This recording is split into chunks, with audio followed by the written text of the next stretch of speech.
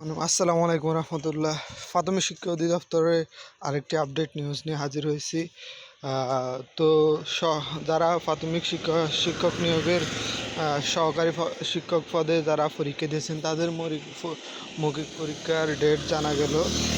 তো সম্পূর্ণ ভিডিওটি দেখার অনুরোধ রইল।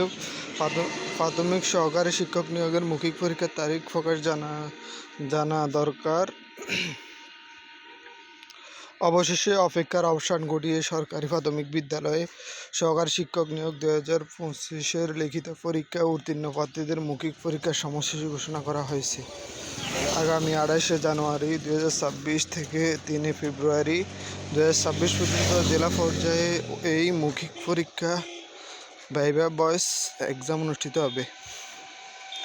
বৃহস্পতিবার প্রাথমিক শিক্ষা অধিদপ্তর ডিপিএ বিজ্ঞপ্তিতে এই গুরুত্বপূর্ণ তথ্য জানানো হয়েছে।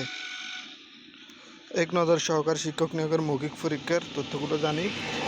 পরীক্ষার তারিখ 28শে জানুয়ারি 2026 থেকে শুরু, 3 ফেব্রুয়ারি 2026 পর্যন্ত চলবে। পরীক্ষার স্থান স্ব জেলা পর্যায়ে মৌখিক পরীক্ষা অনুষ্ঠিত হবে। কাগজপত্র জমার শেষ সময় 27শে জানুয়ারি 2026 তারিখের মধ্যে প্রয়োজনীয় সকল কাগজপত্র জমা দিতে হবে। কোথায় জমা দেবেন? নিজ নিজ জেলা প্রাথমিক শিক্ষা অফিসে।